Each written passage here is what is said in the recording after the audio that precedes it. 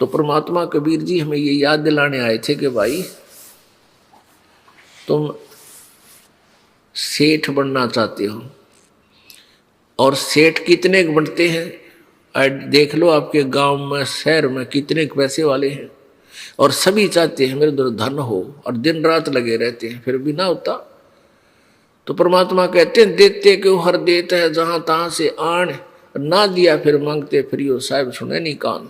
साहब माने भगवान। अब जिन्होंने पूर्वजन्म में पुण्य किए हैं, धर्म किए हैं, तो वो आज उनको धन मिला हुआ है, और जिन्होंने दान नहीं किया आज वो घसियारे हैं। तो वो कब किए थे पुण्य? सभी कहते हैं कि ये अपने जो दुखी व्यक्ति होता है वो भी स्वयं कहता है कि अभी मैंने घने पाप कर रखे हैं। और जिस व्यक्ति के ठाठ है, जिसको हम झूठे सुख को सुख मान रहे, इसी को ठाठ कहते हैं। किसी के बालक बच्चे ठीक हो गए, फिर वह नौकरी ठीक लाग गए, 2 पैसे का गुजारा हो गया, तो दूसरे व्यक्ति का आग्रह भाई ये घना पुण्यकर्मी प्राणी है, घने अच्छे कर्म कर रखे इसने। तो वो कर्म अच्छे जो जिसको मिले हुए हैं धन, वो कब किए थे? और जो आज पाप भोग रहा है उसने वो पाप कब किए थे? पिछले जन्मों में किए थे। तो आज वर्तमान है, आज जो तुम करोगे तो आगे आपका भविष्य होगा ही नीचे। तो वर्तमान में जो हम करेंगे वो आगे आपको मिलेंगे, भविष्य में मिलेंगे। अब जब तक आप पूर्ण परमात्मा की शरण ग्रहण नहीं करते, कबीर जी की शरण में नहीं आते, तब तक तो आप कितने तो पापड़ बेल लियो, कितनी चोरी कर लेना, कितनी ठगी, कितनी मिलावट, दोनों दुखी होगे। जब आप परमेश्वर कबीर जी की शरण में आ जाओगे, इनके पास एक पावर है, विटो पावर, सुप्रीम पावर। आपकी डिमांड आवश्यकता होगी, परमात्मा समझेंगे इसको ऐसा देना आवश्यक है, तो आपके भाग्य में वो सुख अपनी कलम से और लिख देंगे। कहते मासा घटे न तिल बधे, विद ना लिखे जो लेख, साचा सतगुरु मेट कर ऊपर मारे मेख। मासा घटे न तिल बधे, यानी कोई भी भगवान ब्रह्मा जी, विष्णु जी, शिव जी, परब्रह्म ब्रह्म, ये आपके प्रारब्ध में परिवर्तन नहीं कर सकते जरा सा भी। केवल पूर्ण परमात्मा सच्चा सतगुरु मेट कर। अब देखो सतगुरु निरे झूठे भी हैं, सबका जगत गुरु ला रहे हैं, सतगुरु बोलते हैं उनको भी, वो सतगुरु नहीं है। इसलिए सच्चा सतगुरु और कहना पड़े। वैसे तो सतगुरु का अर्थ ही सच्चा गुरु होता है, लेकिन इन काल के दूतों ने अपना बोलबाला घना कर लिया, ये गुरु भी नहीं है, इन्होंने नाम धर लिया सतगुरु भी। तो इसलिए कहा कि सच्चा सतगुरु मेट के, सच्चा सतगुरु ऊपर मारा मेघ, यानी आपके पाप कर्मों को भी पूर्ण परमात्मा कबीर जी नाश कर देंगे, खत्म कर देंगे। जैसे यजुर्वेद अध्याय नंबर 5 के श्लोक नंबर 32 में कहा है, कबीर अंगारी असी। अंगारी माने बंधनों का, अग माने बंध, अग माने पाप, अरि माने शत्रु। अंगारी, अंगारी माने पापों का शत्रु, और बम्बारी, बम्बर माने बंधन, अरि माने शत्रु, बम्बारी। बंधनों का शत्रु, बंधनों से छुड़ाने वाला, बंदी छोड़ कबीर असी परचेता, रत धामा असी, सवर ज्योति रत धामा असी। वो स्वयं प्रकाशित सतलोक के अंदर रहता है, सतलोक वासी है, सतलोक का मालिक है, यजुर्वेद बता रहा है। वो परमात्मा कबीर जी है। तो पुण्यात्मा, जैसे आपको बताया जाता है, परमात्मा कहते हैं कि तुम यहाँ काल प्रेरणा से, काल के द्वारा भ्रमित सारा जीवन खिलौनों से खेल कर बिता देते हो। संतान नहीं, आप संतान मांगते हो, हे भगवान मेरा संतान हो जाए, हे भगवान मेरा संतान हो जाए। पुण्यात्माओं, आप परमात्मा, हमारा जो उद्देश्य है कबीर जी का, हमारे भगवान का, और इस दास को जो ड्यूटी दी है, हमारा मूल उद्देश्य है इस हॉस्पिटल में, ये सतलोक आश्रम में आपके जन्म मरण के रोग काटने का ट्रीटमेंट होता है। इसके अतिरिक्त जब तक आपको कोई एक्स्ट्रा कोई परेशानी है तो वो एक्स्ट्रा कोई एक आधा इंजेक्शन ला दिए जाते हैं, ताकि ये जैसे किसी का बाह आ गया और कैंसर का इलाज हो रहा है, वो बाह का इलाज भी थोड़ा बहुत करना पड़ता है, और मूल उद्देश्य तो हमारा उस जन्म मरण की कैंसर का इलाज करने का। तो हम ये चाहते हैं कि आपने शरण ली है तो उद्देश्य ये रखो कि हमारा जन्म मृत्यु छूटे। मान लीजिए परमात्मा कहते हैं तुम एक बालक मांगते रहते हो, बच्चा ही मांगते हो जिसका संतान नहीं है, और आपको परमात्मा उचित समझेगा तो संतान देगा, और नहीं तो संतान आपको नहीं देगा। क्यों नहीं देगा? क्योंकि उनका उद्देश्य है आपका इस काल के जाल से पीछा छुटवाऊं। अब जैसे क्या कहते हैं, परमात्मा कहते हैं के मांगू कुछ ठरना रहा ही, देखत नैन चला जग जाई। अब के मांगोगे, एक बालक मांग भी लिया, बच्चा दे दिया, शादी होगी है, और शादी हुए पाछे वो लाग गया डाके मारन, चोरी करने, आप भी जेल में, तुम पाछा पाछा काख में थल्ला डाल के वकील के पास अंडे जियो सारी उम्र फिर। तो कह परमात्मा ये चाहता है कि तुम यहाँ से निकल लो और अपना पीछा छुटवा लो। उनका मूल उद्देश्य ये। तो जिसने ये भक्ति करनी है, मूल उद्देश्य को समझो, फिर भी आपको यहाँ जो आवश्यक वस्तु है आपके लिए मालिक जरूर देगा। इस काल के जाल को समझाते हुए परमात्मा क्या बताना चाहते हैं कि मान लीजिए यहाँ कोई पुण्यात्मा आ गया, आते तो पुण्यात्मा ही है यहाँ पर, फिर उसके बालक की ये कसक रह गई और बालक मालिक ने ना दिया, क्योंकि परमात्मा नहीं चाहते शुगर के मरीज को चीनी दे दे, डॉक्टर नहीं दे सकता, चाहे वो रो चाहे राजी रो। और मान लीजिए उसने शरीर यहां से नाम त्याग दिया और बालक प्राप्ति के लिए कि तो और धक्के खानता अंडे गए हुए पति पत्नी, और बालक उसके भाग में है नहीं, होए नहीं। अंत समय में वो ज्ञानहीन प्राणी इसी कसक में मर जाती है, वह बेटी बहन मेरा संतान नहीं हुई, मेरा संतान नहीं हुई, मेरा संतान।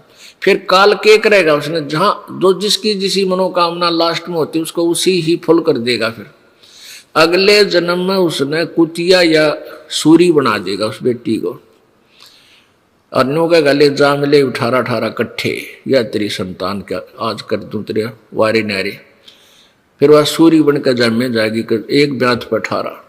तो परमात्मा कहते इस पंडा छुटवा ले इस बीमारी तय। हमारा मूल उद्देश्य ये है कि तुम्हें सतलोक ले चलो, वहां कभी मृत्यु नहीं, कोई दुख नहीं।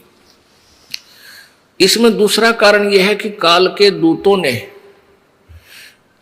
इतना अज्ञान फैला दिया कि ये कहते हैं जिसका लड़का बालक नहीं है, संतान नहीं है, उसकी तो शकल भी नहीं देखा सवेरे सवेरे, यानी इतना मनहूस है। और परमात्मा कहते हैं वो सबसे खुशकिस्मत आदमी है।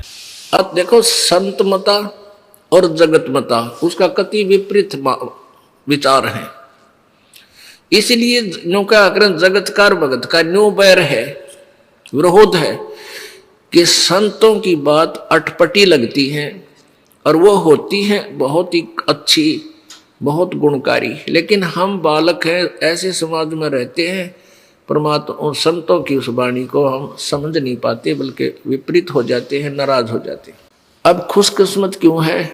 अब पहले तो जैसे सतयुग त्रेता द्वापर तक तो माँ बाप की इज्जत और सेवा करते थे बालक, और ईव अब दूसरी तरफ से सेवा हो रही है बुढ़िया की। अब पुण्यात्माओं या कहने की आवश्यकता कोई ना, सब न पता उनके लग के रिहर्सल हो रही है। एक बहुत बड़ा अधिकारी रिटायर होया, उसने उपदेश लिया, फिर ऐसे ही बात चर्चा चलती हुई बुढ़ापे में ऐसा हो जाता है। अब परमात्मा की वाणी है कि मतलब के बिना भाई कोई नहीं प्यारा, कि देखो तुम सोचते हो यो मेरा प्यारा है, मुझे बहुत लाड करे है। कहते हैं जब तक बैल चले हड़िये में, जब तक बैल चले हड़िये में तब तक डालें चारा, और वृद्ध होया जब नाथ काट दी वो घर घर लाठे खा रहा। अब वो बैल जब तक काम करने जोगा था तब तक उसकी खूब सेवा होती थी, उसको चारा मिलता था। जब वो वर्द हो गया, उसके लागे अस्थि पंजर दिखण, पैर आपस में टकरा कर चलने लगा, तब उसको काट कर उसका रस्सा और मार दिया लठ, घर घर धक्के खा रहा है।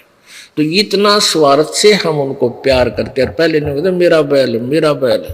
जब तक बैल चले हलिये में तब तक डाले चारा, दर्द होया जब नाथ काट दी, घर घर लाठे खारा, मतलब के बिना कोई नहीं प्यारा, मतलब के बिना कोई नहीं प्यारा।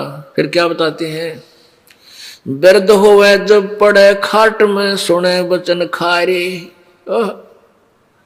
दर्द होवे जब पड़े खाट में, सुने वचन खारे, कुत्ते तावण का भी सुख को न, ये छाती फूकण हारे। अब बुढ़े बड़े हो जाते हैं बेचारे, ना उठने जोगे ना बैठने जोगे, ना अख्यात खास दिखे, और पुत्र वधू कह के जावेगी, उसने अपनी सास ने देखती रही है कि देख कुत्ते बढ़ जा भीतर घर में। अब बुढ़िया बेचारी ना ऐसा दिखा खास की, तो काम भी लाग जा, को बालक रोन लग जा, उन्हें खिला रही है, को कुत्ता बढ़कर दूध खिंडा गया, दूध को खराब कर दिया कुत्ते ने। उसकी पुत्र वधू आई बाहर से, आते उसने देखा सारे आंगन में रसोई में दूध ही दूध है। तो बुढ़िया तई सुनाए श्लोक, अग थारा तुम्हारा तो कुत्ते तावण का भी सुख को ना, क्यों छाती फूकती है मेरी बैठी बैठी आग। तो परमात्मा कहते हैं बूढ़ा हुआ जब पड़े खाट में, सुने वचन खारे, और कुत्ते तावण का भी सुख को ना, तुम छाती फूकना रे। तो पुण्यात्माओं, भाव ये है कि परमात्मा संतान देता है, बहुत अच्छी बात है। उस अपनी परमात्मा की दी हुई गिफ्ट को परमेश्वर के चरणों में समर्पित कर दे। उन बच्चों का परमात्मा के ही बालक जानकर, आप उनका नौकर जानकर, क्योंकि हम उस मालिक के नौकर हैं और उस मालिक ने हमें बच्चे दे दिए, उनकी सेवा करें खूब परमात्मा के बालक जान के। जैसे एक नौकर या नौकरानी किसी सेठ साहूकार के यहाँ नौकरी करती है, उसको बालकों की ड्यूटी लगा दी जाती है बच्चों की, कि इनको तू संभाल, नवा धोवा, इनको खाना बना खिला, और स्कूल में इसके विश्वविद्यालय के में छोड़कर लेके आ।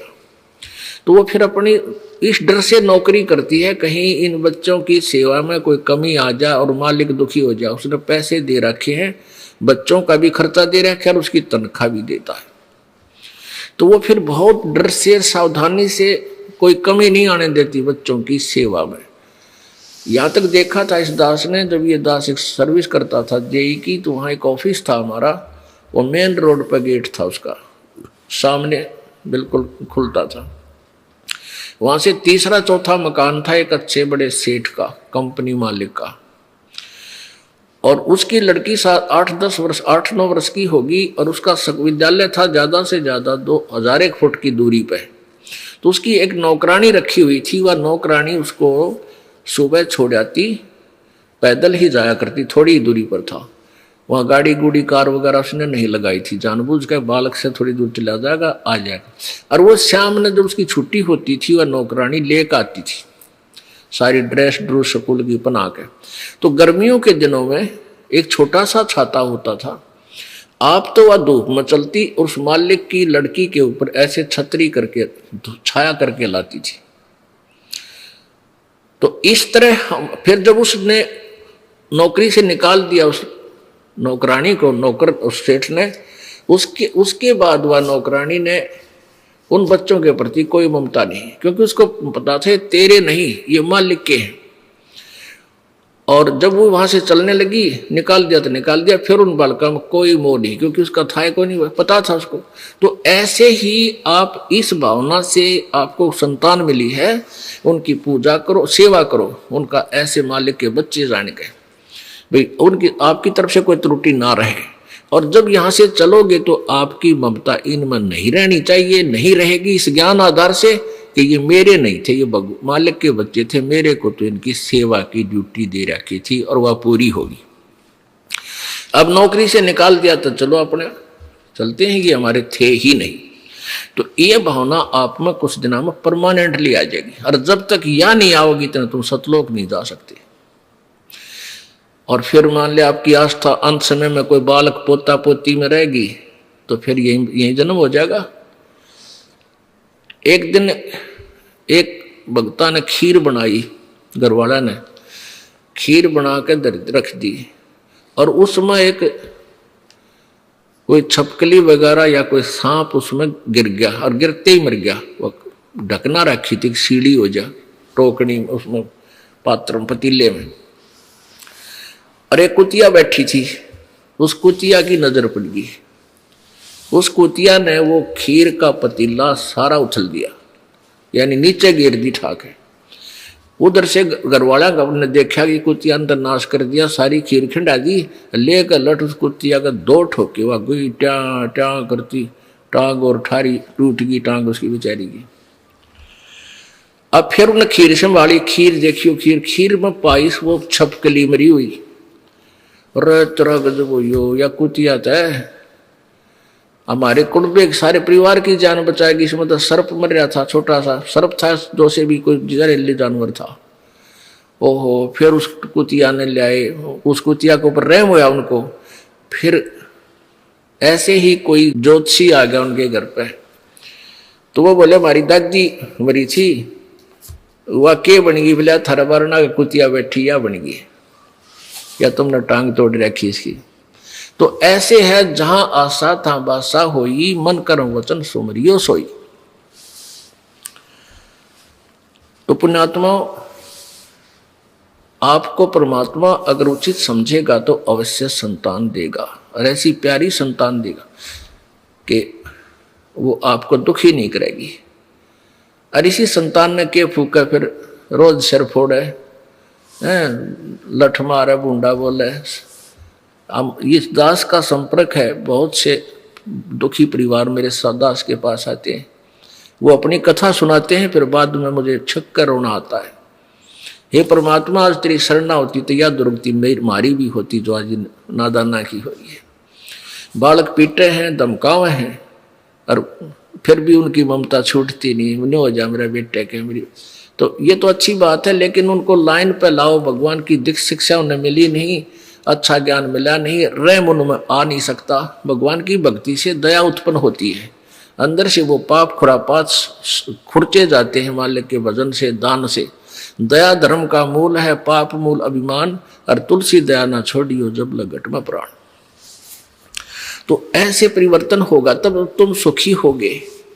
फिर भी परमात्मा अगर कोई लगा है, अर्ज करता है, धीरे धीरे उस परिवार को भी शरण में ले लेगा, पर दृढ़ता से लगा रहे। छोटी मोटी ठू ठा तो चलती ही रहती है। तो ऐसे हम परमात्मा यही बताना चाहते हैं कि मालिक एक, अब जैसे कहते हैं, कहावत है, कथा सुना करते हैं बालक में, बचपन में, एक बहन का बालक ना थे, और ये समाज इतना काल के दूतों द्वारा इतना भ्रमित कर दिया कि जिसका संतान नहीं उसका जीवन व्यर्थ है, न्यू मान रखे। और संत न्यू कहते हैं, उस जैसा सुखी पृथ्वी पर नहीं, जब वो नाम ले रहा होता है, बिना नाम वाला तो वो भी दुखी है, वो भी व्यर्थ है उसका जीवन। यदि सच्चे पूर्ण संत से उसके पास उपदेश है, उसके साथ सुखी पृथ्वी पर नहीं। अपनों के हैं बुढ़ापे में कोई सेवा करनी आ चाहिए, अरे परमात्मा की भक्ति करते रहे, इसी बीमारी ये ना हो तो सेवा की जरूरत पड़े तो चलते चलते हाथ में तेरा शरीर छूट गया। तो उन सेवादारों की भी डिमांड क्यों रखे बे, मतलब कौन तेरी सेवा करेगा इसे बूढ़े कलयुग में। और मान लीजिए किसी के बेटा बेटी पुत्र वधु भागवान आ गई, पिछले संस्कार में कोई दया भाव है उनमें, और आप कहोगी कैंसर, वो आपको नवा दवा सकते हैं, दवाई दवा सकते हैं, समय पर आपका आहार चाह पानी दे सकते हैं, पर वह चीज कैंसर की तो तन्ने भोगनी पड़ेगी। वो कैंसर की पीड़ा तन्ने किल की मारनी पड़ेगी, बेटा बेटी तरह कुछ नहीं सहारा कर सकते। तो उन बच्चों के लिए जो तुमने सारा जीवन बर्बाद कर दिया, सारा जन्म खो दिया, भगवान भजा नहीं, और वो पाप तेरे ऊपर सारे आके पहाड़ की तरह गिर गए। अब वो अच्छे बच्चे भी हैं, बताओ के सेवा करेंगे तेरी? अच्छी आत्मा होंगी, बैठ कर रो लेंगे अपने पिता के पास, माँ के पास, कि हमारे माता पिता बहुत दुखी, कैंसर होगी इनके। तो इस प्रकार हमने अपने जीवन में बहुत प्रयत्न करने की आवश्यकता है, और फिर आप भी सुखी, आपके बालका ने भी मालिक के चरणों में लगाओ, सुख हो जाएगा।